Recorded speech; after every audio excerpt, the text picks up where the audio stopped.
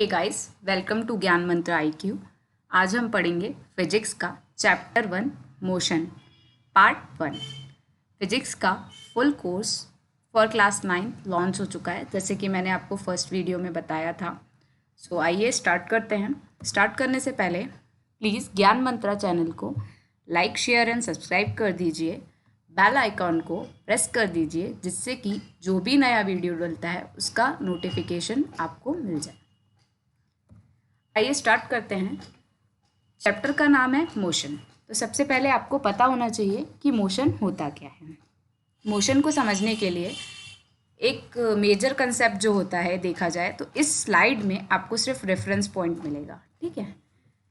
तो समझने का ट्राई करते हैं रेफरेंस पॉइंट होता क्या है। अगर एक पॉइंट है ए, एक पॉइंट है बी, आपको ए से लेके बी तक जाना है, तो आप ए एज ए रेफरेंस पॉइंट लेंगे। मतलब जो भी मोशन का ऑरिजिन होता है उसको आप रेफरेंस पॉइंट लेते हैं, ठीक है। अब मोशन क्या होता है, अगर अपनी डे टू डे लाइफ में समझना चाहें तो अगर आप कहीं खड़े हैं या बैठे हैं, मान लीजिए आपको आपकी मदर कॉल करती है, ठीक है, तो आप उनके पास तक जाएंगे। तो आप जो बैठे थे या खड़े थे, जो भी कर रहे थे, वहाँ से आप जो अपनी मदर तक जाने तक जो भी डिस्टेंस ट्रैवल करते हैं, तो आपका जो रेफरेंस पॉइंट लिया जाएगा वो जहाँ आप बैठे थे या खड़े थे वो लिया जाएगा। मतलब आपका जो ओरिजिन होगा मोशन का, वो आपका रेफरेंस पॉइंट कहलाएगा, ठीक है। अब आप जैसे यहाँ पे आप बैठे थे, आपकी मदर यहाँ पे बी पॉइंट पे है, आप उनके पास तक जाने का एक बात तो आप सीधे चले गए ए टू बी, या तो फिर आप ऐसे चले गए, या फिर आप गए पहले अपने फादर के पास, फिर अपनी बहन के पास, उसके बाद चले गए आप बी पॉइंट पे अपनी मम्मी के पास, ठीक है। तो आपके अलग अलग पाथ हो सकते हैं जाने के, ए पॉइंट से बी पॉइंट तक जाने के। तो जो आपका शॉर्टेस्ट पाथ होगा वो आपकी स्ट्रेट लाइन होगी, जो कि ये दिख रही है आपकी, ठीक है। इसको बोलते हैं अपन डिस्प्लेसमेंट। और जो डिफरेंट पाथ अपन ने देखी उसको आप बोलोगे डिस्टेंस, कि आपने टोटल डिस्टेंस कितना ट्रेवल किया है ए टू बी तक जाने के लिए, मतलब अपनी डेस्टिनेशन तक पहुंचने के लिए। इतना पॉइंट क्लियर हुए।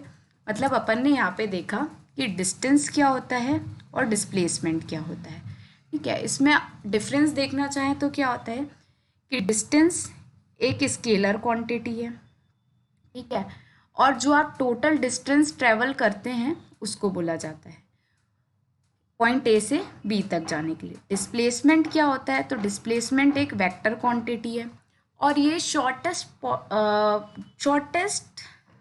आपका डिस्टेंस होगा, और डिस्प्लेसमेंट जो होगा वो शॉर्टेस्ट पाथ होगा आपका ए टू बी तक जाने के लिए। जो वेक्टर क्वांटिटी है और स्केलर क्वांटिटी है, अब आपको ये समझना पड़ेगा स्केलर क्वांटिटी क्या होती है और वेक्टर क्वांटिटी क्या होती है। जब आप स्केलर क्वांटिटी की बात करते हो तो इसमें सिर्फ आपका मैग्नीट्यूड होता है। जब आप वेक्टर क्वांटिटी की बात करते हैं तो आपका मैग्नीट्यूड और डायरेक्शन दोनों चीज़ें होती है। डायरेक्शन से आप कैसे बोल सकते हो कि आप ए पॉइंट से बी पॉइंट तक जा रहे हैं नॉर्थ ईस्ट डायरेक्शन में, ठीक है, या ईस्ट वेस्ट डायरेक्शन में। जब आप डायरेक्शन की बात कर देते हो तो वो वेक्टर क्वांटिटी कहलाता है। तो डिस्प्लेसमेंट एक वेक्टर क्वांटिटी है। तो यहाँ अपन ने 4 कंसेप्ट समझे। डिस्टेंस क्या होता है, डिस्प्लेसमेंट क्या होता है, स्केलर क्वांटिटी क्या होती है, वेक्टर क्वांटिटी क्या होती है। आइए थोड़ा स्लाइड पे क्या लिखा हुआ है ये देख लेते हैं। In everyday life we see some objects at rest and other in motion. आप देख सकते हैं कि अपने आसपास देखेंगे कुछ मोशन में ऑब्जेक्ट्स दिखेंगे, कुछ रेस्ट में दिखेंगे। जैसे कि फॉर एग्जांपल देखें, blood sorry bird fly, fish swim, blood flows. आप जो आसमान में देखें तो चिड़िया दिखेगी आपको फ्लाई करती हुई। आप नदी में देखेंगे तो आपको मछली दिखेगी तैरती हुई। आप अपनी बॉडी में देख लीजिए तो आपको ब्लड फ्लो होता हुआ समझ में आएगा वेन्स और आर्टरीज के थ्रू, ठीक है। अब कार की बात करें तो जब आप कोई कार को पार्किंग में पार्क करते हो तो वो रेस्ट पोजीशन पे होती है। जब आप शॉपिंग वॉपिंग करने गए तब आप पार्क करके जाते हो, जब वापस आते हो उसमें बैठ के ड्राइव करना चालू करते हो तो वो मोशन में आ जाती है। तो ये भी आपका मोशन कहलाएगा। Atom, molecules, planet, star and galaxy सब की सब मोशन में है एक तरीके से। We describe the location of a object by specifying a reference point. सबसे पहले स्लाइड जब स्टार्ट हुई थी अपन ने रेफरेंस पॉइंट ही समझा था, ठीक है। तो जब भी आप location of a object specify करना चाहो तो सबसे पहले आपको रेफरेंस पॉइंट पता होना चाहिए। एक एग्जाम्पल से आप इसको समझिए, जैसे कि अब इस एग्जाम्पल में क्या है कि एक रेलवे स्टेशन है, ठीक है। अब उसके नॉर्थ में आपका स्कूल है और वो कितने किलोमीटर दूर है, तो 2 किलोमीटर दूर है, ठीक है। ये आपका रेलवे स्टेशन हो गया, ये आपका स्कूल हो गया। अब रेलवे स्टेशन के नॉर्थ में तो आप देखिए ये आपका डायरेक्शन ईस्ट है, ये नॉर्थ है, इधर साइड वेस्ट है और इधर साइड साउथ है, ठीक है।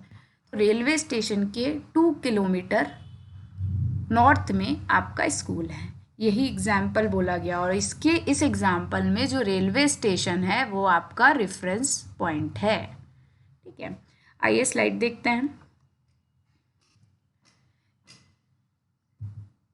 स्कूल है विलेज में जो कि 2 किलोमीटर नॉर्थ में है रेलवे स्टेशन से, ठीक है। We have specified the position of the school with respect to the railway station. Railway station इस एग्जाम्पल में रेफरेंस पॉइंट है। We could have also chosen other reference point according to our convenience. आप convenience के हिसाब से अपना reference point choose कर सकते हैं। Therefore, to describe the position of an object, we need to specify a reference point called the origin. जो reference point होता है वो हमेशा आपका origin होता है, जहाँ से आप स्टार्ट करते हो। नेक्स्ट चीज आप देखेंगे इसमें कि motion along a straight line, ठीक है। मोशन क्या होता है ये तो अपन ने समझ लिया। अब motion along a straight line क्या होता है, तो आप यहाँ पे एक नीचे डायग्राम देख रहे हैं, ठीक है। कोई एक इंसान है जो कि पॉइंट ओ से चलना स्टार्ट करता है और ए तक पहुंचता है, मतलब ओ जो है इसका ओरिजिन हो गया, ठीक है। और जो ए है वो इसकी डेस्टिनेशन हो गई, यहाँ तक इसको जाना है, ठीक है। अब ये स्ट्रेट लाइन ये जा कैसे कैसे सकता है, मान लीजिए ऐसे घूम घाम के चला गया, ठीक है। ये उसके बाद इसके पास बहुत सारे ऑप्शन है जाने के, ठीक है। लेकिन अपन motion along a straight line की बात कर रहे हैं, तो स्ट्रेट लाइन क्या होगी कि ये 0 से स्टार्ट करता है, सी से होते हुए, बी से होते हुए ए तक पहुंच जाता है। और अगर इसको वापस आना है तो भी ये ए से लेके बी के से होते हुए, सी से होते हुए यहाँ तक पहुंच जाता है स्ट्रेट लाइन में, ठीक है। तो इसको आप बोलोगे motion along a straight line. ये जो है वो एक सिंपलेस्ट टाइप ऑफ मोशन है, ठीक है, और स्ट्रेट लाइन में होता है। Consider the motion of an object moving along a straight path. The object start its journey from O, यहाँ से स्टार्ट किया, which is treated at this reference point, ये जो है इसका रेफरेंस पॉइंट है। Let A B and C represent the position of an object at different instant. मतलब ये जो चीज़ें हैं ये ऑब्जेक्ट की आपकी डिफरेंट इंस्टेंट्स हैं, ठीक है। At first the object move through C and B and reaches A, मतलब ए डेस्टिनेशन है तो ये होते हुए किधर से जाएगा, ओ से सी के पास जाएगा, सी से बी के पास और फाइनली डेस्टिनेशन ए पे पहुंच जाएगा। Then it moves back along the same path and reaches C through B. वापस जाने के लिए क्या होगा कि सबसे पहले ये बी के पास जाएगा, देन सी के पास, देन ओ, वापस चला जाएगा। तो ये आपने पढ़ा motion along a straight line. Next slide में ये है कि यूनिफॉर्म मोशन क्या होता है और नॉन यूनिफॉर्म मोशन क्या होता है। इसको समझने के लिए सबसे पहले आप यहाँ पे एक डायग्राम देख लीजिए, ये जो बना हुआ है इसमें आप देख सकते हैं ये 0 ए बी सी ये डिफरेंट पॉइंट है, ठीक है, आपके मोशन के।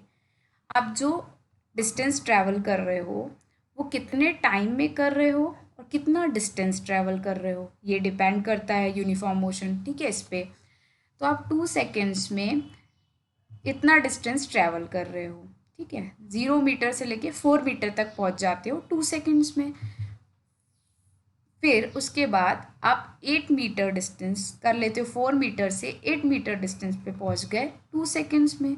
मतलब आप जो टाइम ले रहे हो वो 2 सेकेंड्स ले रहे हो और 4 मीटर को कवर कर 4 मीटर को कवर करने में, ठीक है। तो इधर आप कर क्या रहे हैं, इक्वल डिस्टेंस ट्रेवल कर रहे हैं इक्वल इंटरवल ऑफ टाइम में, इसी को बोला जाता है यूनिफॉर्म मोशन।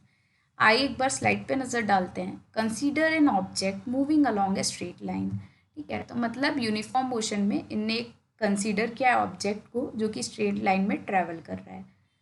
आप पहले फर्स्ट आवर में 50 किलोमीटर ट्रैवल करते हो, ठीक है। उसके बाद फिर 50 किलोमीटर जाते हो सेकेंड आवर में, फिर 50 किलोमीटर जाते हो थर्ड आवर में, फिर 50 किलोमीटर जाते हो फोर्थ आवर में, ठीक है। तो इसमें आप टोटल देखा जाए तो आप 50 किलोमीटर कवर करते हो एक आवर में, ठीक है।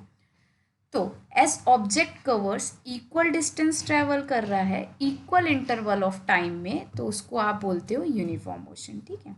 The time interval in this motion may be small और बिग। तो आपको समझ में आया कि यूनिफॉर्म मोशन होता क्या है। यूनिफॉर्म मोशन ये होता है कि जब आप इक्वल इंटरवल में इक्वल टाइम में आप डिस्टेंस ट्रैवल कर रहे हो, ठीक है। नेक्स्ट स्लाइड में आप देखोगे नॉन यूनिफॉर्म मोशन क्या होता है। अगर आपको यूनिफॉर्म मोशन समझ में आ गया तो नॉन यूनिफॉर्म मोशन भी समझ में आ जाएगा, क्योंकि वो सेम ही है एक तरीके से, ठीक है। क्या डिफरेंस होता है ये देखिए, यहाँ पे आप जो डिस्टेंस ट्रैवल कर रहे हो वो डिफरेंट हो जाता है, ठीक है। जैसे यहाँ फर्स्टली आप देख रहे हैं 50 मीटर आपने ट्रैवल किया है, फिर 90 मीटर किया है, फिर 180 मीटर किया है, लेकिन जो आप टाइम ले रहे हो वो तो आप सेम ही ले रहे हो, 10 सेकेंड, फिर 10 सेकेंड, फिर 10 सेकेंड। कैसे निकाल रही हूँ मैं ये, 10 सेकेंड में से 0 माइनस किया आपका 10 सेकेंड आ गया, 20 सेकेंड में से 10 माइनस किया 10 सेकेंड आ गया। मतलब कि आपका नॉन यूनिफॉर्म मोशन क्या होता है, unequal distance in equal interval of time, ठीक है। स्लाइड पे एक बार देख लेते हैं। In our day to day life we come across motion where object covers unequal distance in equal interval of time. For example, when a car is moving on a crowded street or a person is jogging in a park, these are some instances of non-uniform motion. तो अपन ने non uniform motion भी समझ लिया। Next concept आता है speed क्या होती है। स्पीड को समझने के लिए एक फॉर्मूला है जो कि आपको पता होना चाहिए। स्पीड इज इक्वल्स टू होता है डिस्टेंस अपॉन टाइम। मतलब कि स्पीड जो है वो आपकी दो चीज़ पे डिपेंड करती है, डिस्टेंस और टाइम। जब आप ए पॉइंट से बी पॉइंट तक जाते हो तो आप किस स्पीड से जा रहे हो इसके पास तक के और कितना टाइम ले रहे हो, ठीक है। किस स्पीड से जा रहे हो आप इसके पास तक, ठीक है, कितना टाइम ले रहे हो, कितना डिस्टेंस ट्रैवल कर रहे हो, ये आपकी स्पीड एक तरीके से 3 डायमेंशंस देखने पड़ते हैं आपको स्पीड में। Speed is equals to distance upon time, ठीक है। स्पीड की जो एसआई यूनिट होती है वो मीटर पर सेकेंड होती है। उसको सिंबॉलिकली अपन कैसे रिप्रेजेंट कर सकते हैं, तो मीटर पर सेकेंड को आप ऐसे 2 तरीके से रिप्रेजेंट कर सकते हो। वैसे आप स्पीड को सेंटीमीटर पर सेकेंड और किलोमीटर पर सेकेंड में भी देख सकते हो, लेकिन ये जो दोनों है वो अदर यूनिट है। जो एसआई यूनिट है वो मीटर पर सेकेंड में ही है, ठीक है। तो अब ये मीटर पर सेकेंड को आपने 2 वेज में कैसे लिखा है मैम, आपके मन में आ रहा होगा। तो वो क्या है, जब आप मीटर पर सेकेंड को ऐसे लिखते हो, एक वे आपका ये है जो कि ये लिखा हुआ है, ठीक है। उसके बाद दूसरा ये है कि आपने मीटर पर सेकेंड को आप ऊपर ले गए और एक इन्वर्स का साइन लगा दिया, ये आपका मीटर पर सेकेंड। एक हो गया मीटर पर सेकेंड, मीटर सेकेंड इन्वर्स दूसरा हो गया, ठीक है। ऐसे आप लिख सकते हो। अब to specify the speed of an object we require its magnitude. Speed क्या हो गई, इसका मतलब स्पीड एक स्केलर क्वांटिटी हो गई। स्केलर क्वांटिटी में अपन हमेशा क्योंकि मैग्नीट्यूड की बात करते हैं, ठीक है। तो ये कंसेप्ट आपका क्लियर हो गया होगा। आइए स्लाइड पे देख लेते हैं। डिफरेंट ऑब्जेक्ट्स में take different amount of time to cover a given distance. सब जितने भी ऑब्जेक्ट हैं, जैसे कि आप 3-4 लोगों को खड़ा कर दीजिए और बोल दीजिए आपको वहाँ दूसरे पॉइंट तक आपकी डेस्टिनेशन तक जाना है, तो उनका जो टाइम लेंगे वो डेस्टिनेशन तक पहुंचने के लिए वो डिफरेंट होगा। यही चीज़ लिखी हुई है। Some of them move fast, some slowly. For example आप देख सकते हो, अगर कोई मोटा इंसान होगा तो उसको थोड़ा चलने में टाइम लगेगा डेस्टिनेशन तक पहुंचने के लिए। अगर कोई पतला इंसान होगा तो वो फटाफट पहुंच जाएगा। तो इससे आप ये लाइन को समझ सकते हो। The rate at which object move can be different, also different object can move at the same rate. ठीक है, आपने दो पतले पतले इंसान को खड़ा कर दिया, वो दोनों साथ में फटाफट दौड़ के चले गए। ठीक है, तो ये ऑब्जेक्ट तो डिफरेंट थे लेकिन वो सेम रेट से भागे। One of the way of measuring the rate of motion of an object is to find out the distance travelled by the object in unit time. मैंने आपको बताया है कि स्पीड के लिए दो चीज़ें मैटर करती है, जो कि डिस्टेंस ट्रेवल कितना किया है और टाइम कितना लिया है। ठीक है, और उसी जो this quantities refer to as speed, उसको स्पीड बोलेंगे अपन। बाकी चीज़ें अपन डिस्कस कर चुके हैं इस स्लाइड की। नेक्स्ट स्लाइड देखते हैं। नेक्स्ट स्लाइड में आपको देखना है कि एवरेज स्पीड क्या होती है। जैसे कि आपने स्पीड का फॉर्मूला देखा, डिस्टेंस अपॉन टाइम था, वैसे ही आपकी एवरेज स्पीड क्या होती है, total distance travelled upon total time. ठीक है, तो इसको आप सिंबॉलिकली कैसे रिप्रेजेंट कर सकते हो, इस तरीके से। V से आपने एवरेज स्पीड को डिनोट किया है, S से आपने टोटल डिस्टेंस ट्रेवल्ड को डिनोट किया है और टाइम को आपने T से डिनोट किया है। ठीक है, आइए स्लाइड पे थोड़ा देख लेते हैं क्या लिखा हुआ है। इन मोस्ट केसेस ऑब्जेक्ट में be in uniform motion, in most cases object will be in non-uniform motion। ठीक है, therefore we describe the rate of motion of such object in term of their average speed। Average speed of an object is obtained by dividing the total distance traveled by the total time taken। मतलब जो ये आपका formula लिखा हुआ है यहाँ पे, उसी को बोला हुआ है कि एवरेज स्पीड क्या होती है ऑब्जेक्ट की, ऑब्टेन्ड होती है by dividing the total distance travelled by total time taken.